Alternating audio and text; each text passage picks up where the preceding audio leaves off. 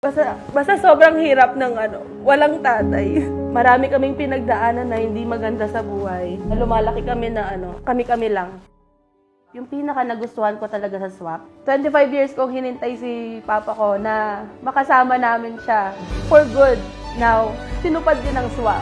Sobrang hirap na malayo kay papa. Yung kinikita ng papa ko sa ibang bansa, siguro times 2, times 3 na kinikita namin ngayon sa SBG. Habang tumatagal, every month tumataas talaga yung sales ko. And sobrang thankful ako sa swap kasi binigyan niya ako ng 6 digits na income. Una ko kasing napundar talaga sa income ko is yung pharmacy namin. So, nadagdagan ko yung laman nun. Kasi dati, parang konti lang. Pero ngayon, nag-7 digits na.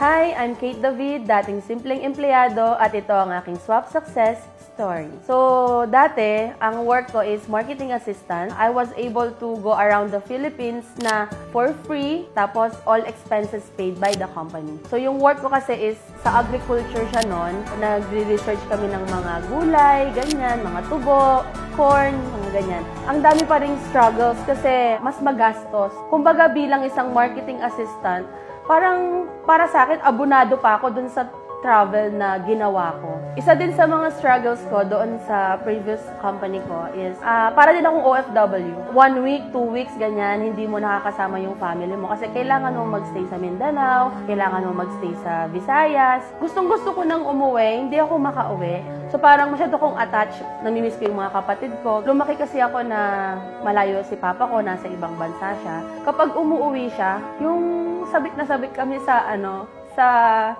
yung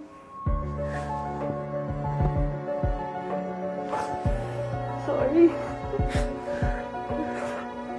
Basta sobrang hirap ng walang tatay. Marami kaming pinagdaanan na hindi maganda sa buhay. Lumalaki kami na kami-kami lang. Kami lang nila mama. Hindi man ako nangungutang before, pero hindi talaga ako nakakaipon. So, yung salary ko noon kasi, parang for me, hindi pa siya ganun ka-enough. Ang pecha de peligro, naranasan ko yan, na parang lalakasan mo yung loob mo na humiram ng 100 pesos para lang may pang lunch ka kasi bukas sahod na. About networking naman or multi-level marketing, negative talaga yung ko dito, yung first impression ko sa network marketing. Nung high school pa ako, alam niyo yon, yung lagi nilang sinasabi na nakidnap. So, isa ako sa mga nakidnap ng kaibigan ko. So, imagine mo, taga Pampanga pa ako. Tapos, dinala niya ako sa Pasay. Nasa isang convention kami, tapos may mga sports car, power, ganyan. Tapos, bigla na lang niya akong dinala doon. Tapos, hindi naman niya ako tinuruan kung paano ako magiging next na, millionaire. Parang gano'n. Parang, bata pa lang talaga ako, no na sa akin yung network marketing. So, noon pa talaga, iniisip ko na paano kaya ako magkakaroon ng extra income? Matagal ko na talagang iniisip yan. Kasi, nahiya din ako sa mama at papa ko na parang hindi ganun kalaki yung nasi-share ko sa amin. Di naman nila ako nare-require na mag-share. Pero syempre, bilang, ma-pride ka, anak, na gusto mo rin namang suklian yung parents mo, diba? Paano ko ba nakilala si Swap? Or paano nabago ng Swap yung pangit na impression sa akin ng network marketing? Yung pinaka nagustuhan ko talaga sa Swap, tuturuan ka nila na hindi maging desperate. Doon kasi sa previous na na-experience ko, parang power lang, ganyan. Parang mapipilitan ka na gawin yung hindi tamang way ng business. Pero dito sa Swap, nauuna kasi yung mindsetting. Kumbaga, ikaw mismo, ready ka. Hindi ka nila isusubo sa isang gera na hindi mo naman talaga kayang panindigan. Ang gusto ko sa Swap, bukod sa pure online siya, meron talagang mga coaches na nandyan. Lagi silang available, nandyan sila para sa mga members, i-educate nila kami, tutulungan talaga nila kami about kung paano gamitin yung system. Si Miss Rich kasi mismo yung nag-present sa amin ng mga empleyado. Imagine, galing kami sa pandemic, tapos nung ilo-launch na niya yung Swap, nakita ko yung sincerity niya na unahin kaming mga empleyado na dumaan talaga sa struggle. Naalala ko noon nung pandemic na wala kaming work, Yung parang ang tingin sa'yo ng mga tao is, hindi ka na mag-work, parang ganon. Wala ka na bang trabaho? Bakit nagtitinda ka na lang ng milk tea? Yun, dumating din ako. Hiyak naman ako. Kasi during pandemic, nung nabuntis ako, hindi talaga planado. Parang nakabalik na kami sa office. Sobrang thankful ako nung nilalaunch na nila yung swap. Kami yung inuna niya. Kami yung inuna nila. So sabi ko talaga sa isip ko noon, iniisip ko talagang nakaka-hype talaga yung 10 ways to earn. Sana ako yung maging first millionaire, ganyan. Sana ako naman yung ma-awardan ng car incentive. Gustong-gusto ko din talaga yon. Kaya sabi ko, makakahanap din ako ng enough time na maisisingit ko tong swap para masabi nila, madam, na isa ako sa mga empleyado na una nilang prenesentahan. Moment na sobrang saya ko na binigay sa akin ng swap to is yung nag-3-3 promo tayo. So, nag-3-3 promo tayo. Dito ko talaga naranasan na, oh my God, ang daming order. Sa dami ng order sa account ko, wala akong pang-fund.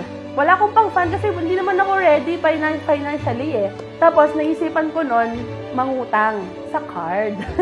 So, naghanap ako niya ng may credit card para mayroon akong pang-pa-ship dun sa mga pa-order sa akin. And sobrang thankful ako sa swap kasi binigyan niya ako ng 6 digits na income noon. So, simula noon, natuto na ako, nag-save and ganyan. Going back, nung nakikita ko na tuloy-tuloy na yung benta ko sa platform, so yung savings ko doon is pinang-fund ko na doon sa pharmacy namin.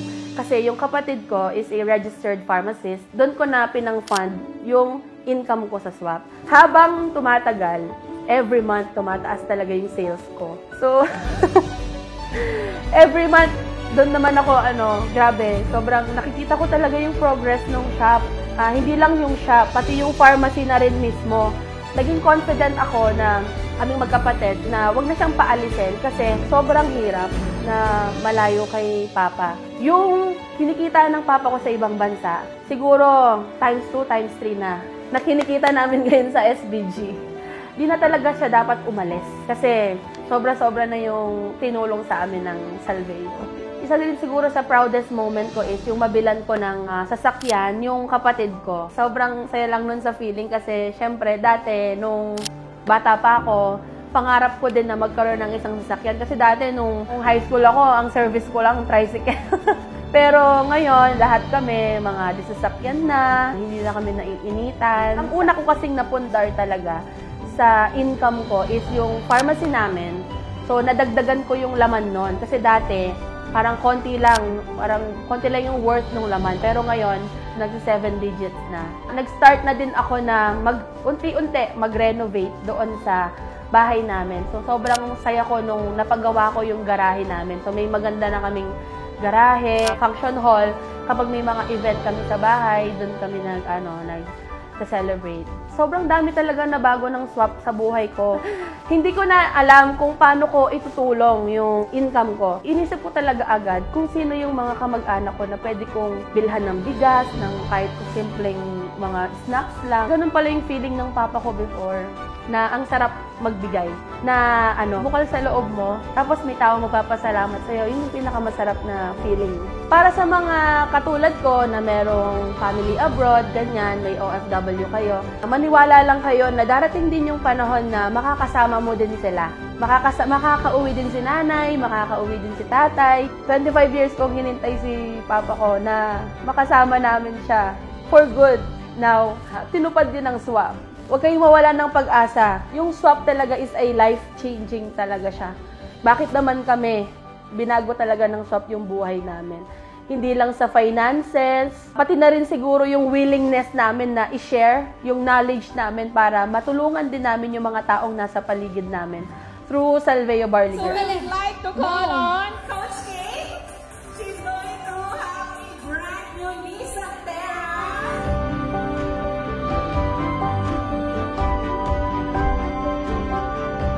Congratulations sa inyong mga bagong kotse. Yeah. Once again, I'm Kate David at ito ang aking swap success story.